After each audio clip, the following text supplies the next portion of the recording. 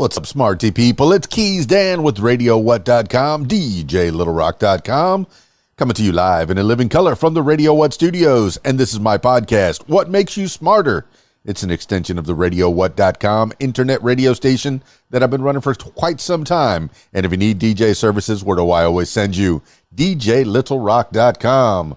That's right, DJLittleRock.com.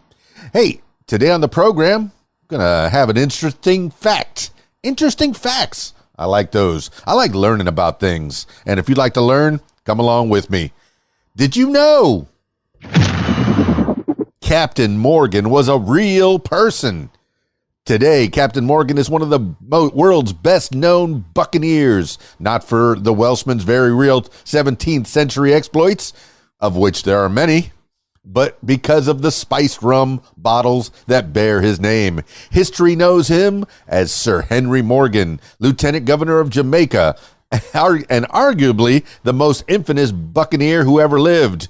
In the 17th and 18th centuries, buccaneers were a distinct flavor of privateer, a sort of illegal pirate, usually bankrolled by the English who harassed the Spanish Empire in the Caribbean. Morgan first arrived in the Caribbean about 1654 and became captain of a privateer vessel 8 years later. Soon he was plundering Spanish colonies in the Caribbean with support from the English crown. Morgan proved so adept at the trade that he amassed a great fortune, established sugar plantations in Jamaica, and by the decade's end had 36 ships and around 1,800 men under his command. Then in 1671, Morgan attacked Spanish-held Panama City, not knowing that England had signed a treaty with Spain a year earlier. To appease the enraged Spanish, England arrested Morgan and sent him to London, but he received a hero's welcome there, with King Charles II knighting him in 1674. Morgan soon returned to Jamaica, where he lived out the rest of his days. Even before his death in 1688, he published stories detailed Morgan's buccaneering career. Around 250 years later, a distiller named Seagram's bought a spiced rum recipe from a Jamaican pharmacy. In 1944, the infamous Captain Morgan seemed a fitting namesake for the Caribbean-born liquor. A little bit more on that. Little tiny tidbits of facts. A year archaeologists discovered one of Henry Morgan's sunken ships near Panama's Lajas Reef, Lajas, 2011. Number of Super Bowls won by the Tampa Bay Buccaneers, 2003 and 2021. 2. Amount of rum in liters produced every day at the Cathedral of Rum in Puerto Rico, the world's largest rum distillery, 100,000 liters. The year rum producer Captain Morgan was established, 1944. Here's a little bit more. My goodness. Rum was the most popular liquor in colonial America.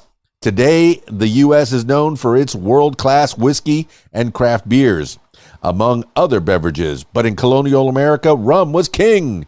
By the 1630s, distilleries in West Indies began transforming molasses into rum, a liquor perfectly suited for colonial society. Rum kept better than beer and cider, and with easily available raw materials due to the grossly exploitative Atlantic slave trade and a higher alcohol by volume than its competition, the liquor quickly became popular with colonists as both a libation and a medicine. The first colonial rum distillery opened on Staten Island in 1664, and another opened in Boston 3 years later. By one account, colonists drank 37? No, I read that wrong. 3.7 gallons of the stuff. Wait, is it 37? It is 37. 37 gallons of the stuff annually per person by the time of the American Revolution. That seems like a lot. That seems like a lot of rum. And the sweet liquor was so valuable that it was sometimes even traded as currency. As the colony's relationship with Britain soured, most directly in the forms of molasses and the Molasses Act, 1733, the Sugar Act, 1764, and eventually a wartime blockade, distillers moved away from increasingly costly rum. Instead, they began producing more of a corn-based alcohol known as whiskey, a liquor that soon became synonymous with American patriotism. With that, the reign of rum was more or less over. That's a little bit about Captain Morgan and rum, the liquor that bears his name. For more, stick around. This has been What Makes You Smarter. It's KeysDAN, RadioWhat.com, DJLittleRock.com. Oh, and the What Makes You Famous podcast. Check that out. Stick around. Peace.